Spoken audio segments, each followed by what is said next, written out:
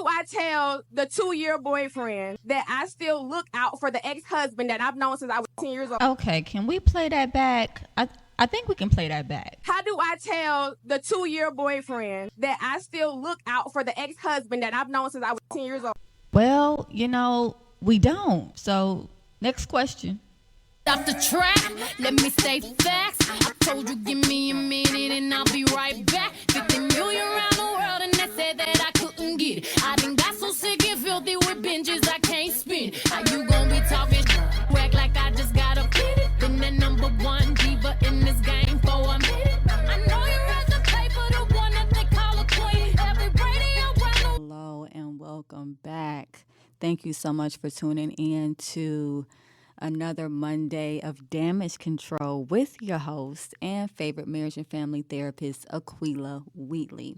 So as we roll into Monday, which most of us already have, seeing as that it's 2 o'clock, but I would love for you to reframe the way that you think about Mondays. And if you haven't done so already, this is the perfect time to change your frame of mind. Remember, Monday is a launch pad of your aspirations. So start your week out with enthusiasm, right?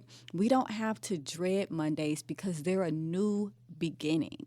There's something that we should be 100% excited about. Whatever we weren't able to accomplish, whoever we weren't able to become last week is washed away, and Monday brings new opportunity. For all of you lovely people who may not know what Listener Spotlight is, it is when I take the messages that I receive from our message center and I go through them, I vet them, just so that you know, and I put them on air, and then I answer them in real time. We are going to go into our first question, and as always, thank you so much for calling Damage Control.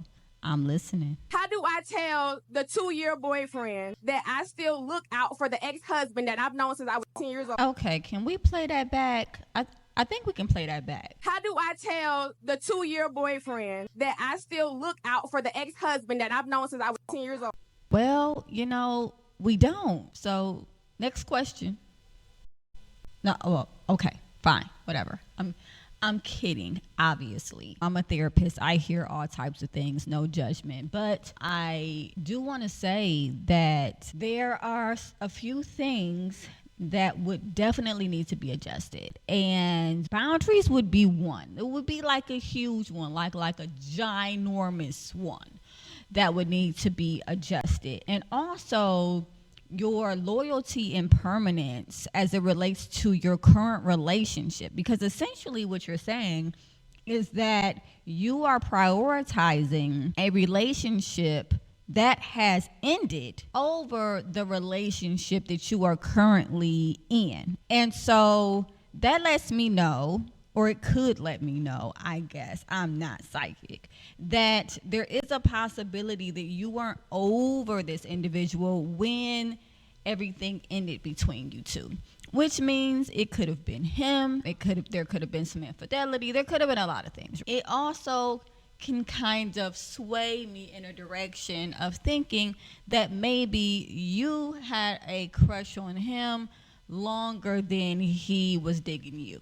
Okay, because what you're doing is you are equating his value and the value of your previous friendship with him and the value of your previous marriage with him higher than the person that you're currently with.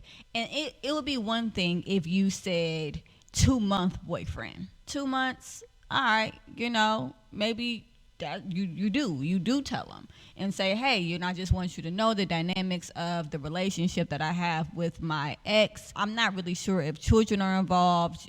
You didn't really say. However, you let someone know that in the beginning so that they can make a decision about it. Waiting 2 years to tell somebody that you have been looking out for this ex on the low for God knows how long, that is unacceptable. That is not fair to the person that you have been talking to, because typically, unless it's an arranged marriage, nothing starts out just completely serious. There's a point in which we're getting to know one another, we're liking one another, we're talking, we're sharing experiences, we're building experiential intimacy, and all of that good stuff. At any point, that would have been a good time to say, hey, I just want to let you know about the dynamic, myself and my ex. However, one of the reasons why people don't do this and put all the cards on the table is because they already have at least a social understanding that it's not acceptable. And that's not me saying I don't accept it from you. I'm saying from a social perspective, to go into a new relationship still holding on to the old relationship is not healthy, and it's not something that someone would typically willingly go into. So possibly we didn't tell him, we didn't say anything to him, we didn't let him know that we still looking out for this dude that we've known since we were 10. And am I saying that you shouldn't look out for him? I'm not saying that. I don't know the dynamics of the relationship. I also don't know if there's any children involved. But what I am saying is that at some point, you all decided to transition your relationship, your friendship, into a romantic scenario, which led to a marriage. And within that marriage, it was determined, whether by him, by you, or by both of you, that the relationship from a romantic perspective was not viable. And so there was a divorce. Now we're moving on, we're doing our own thing.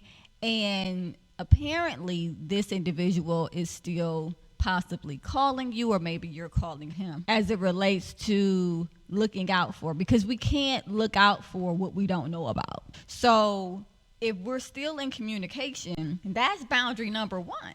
If there's no kids involved, why are we still talking to this person? Am I saying that exes can't be friends? No, I'm not saying that. It's not my place to say that. I don't know every scenario in which that could possibly work or not work. But I will say that it will definitely put a strain on whatever relationship you're attempting to pursue outside of that friendship, because there has been different levels of intimacy. I mean, at some point, this guy was your husband. He was your husband. And so I don't know what the expectation would be, in all honesty. I don't know what the expectation would be telling someone after 2 years that you're still looking out for this guy. It may not seem like cheating to you. It may not seem like infidelity to you, because maybe you haven't slept with this guy since you've been in this relationship. But one thing that I really would love to get across is that infidelity is not the sexual encounter itself only. It's more than that. There's emotional infidelity, and at this point, you are caretaking for someone that you are no longer with while you're in a relationship with someone else. And essentially, when we think things are okay, when we feel that we are operating on the up and up, we typically will be honest about it. We'll typically say something. That's just human nature. We will put it on the table. It's only when we feel that there might be judgment, or that we might be misunderstood, or all of these other things, that we start to hide things from people, because we have a person that we are, and then we have the person that we want everyone to see us as. And this is called cognitive dissonance. See, learned a new word today. Actually, two.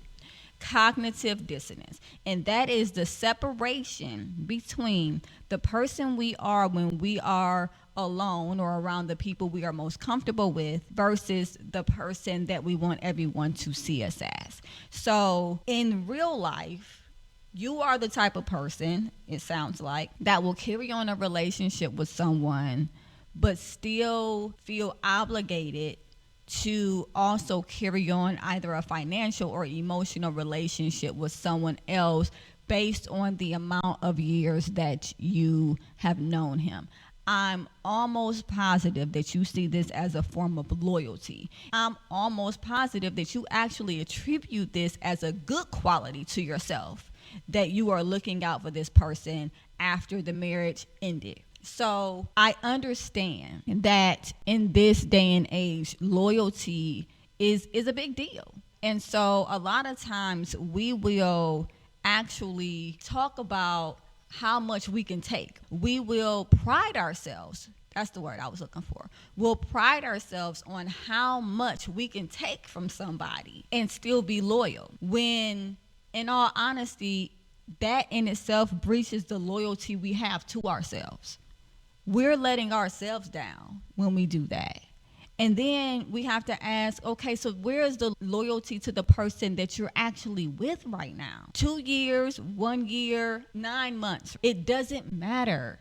You are in a committed relationship with someone that you are not being honest with. So I would really encourage you to ask yourself, how is having this relationship still open in one way or another serving me? Because often if we continue to engage in a relationship, it is in some way serving us. Maybe we weren't ready to let that person go. Maybe it diminished our value to us when the relationship ended. And so when the person is coming back and asking for things, this acts as a restoration of value. That could be. Doesn't really matter at this point though, because you are not in that relationship anymore. You're not. If your question really is, how do you tell the person that you are with that you're looking out for the person that you used to be with, I suppose we would use interpersonal effectiveness. We would have direct conversation, and I think I would use Dear Man.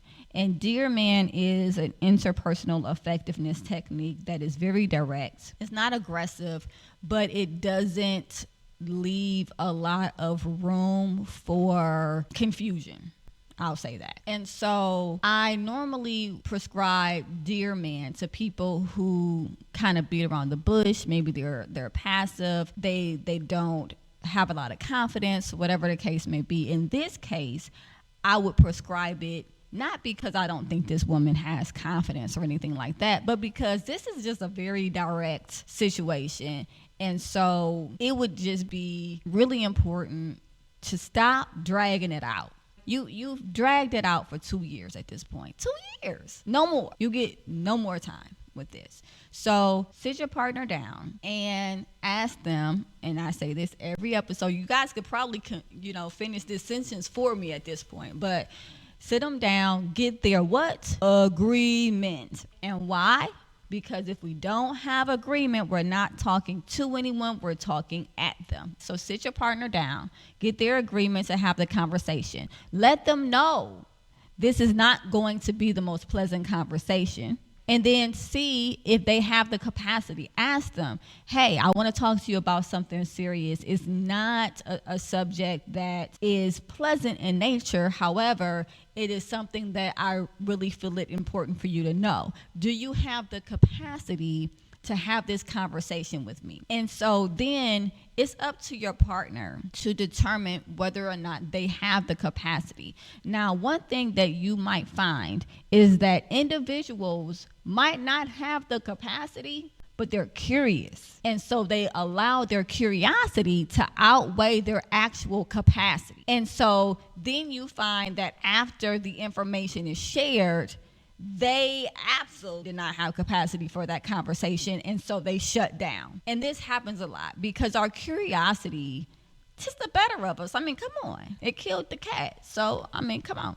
Now, if he agrees to have the conversation, and he, in this case, actually does have the capacity for this conversation, then you just kind of tell him, hey, I know that we've been together for a long time. You know, my ex-husband, whomever, I've been knowing him since I was 10, you know that. Well, I want you to know that I still kind of look out for him. And please give a reason why. Explain why. Because in the question, you don't explain. Benefit of the doubt. He's homeless, or he is mentally unstable, and he needs someone to make sure he takes his medication. I don't know. Again, benefit of the doubt here. So let them know why. And this is not me saying make excuses, because there is a good chance that after this conversation, your partner might say, okay, that's great, but I don't agree with that.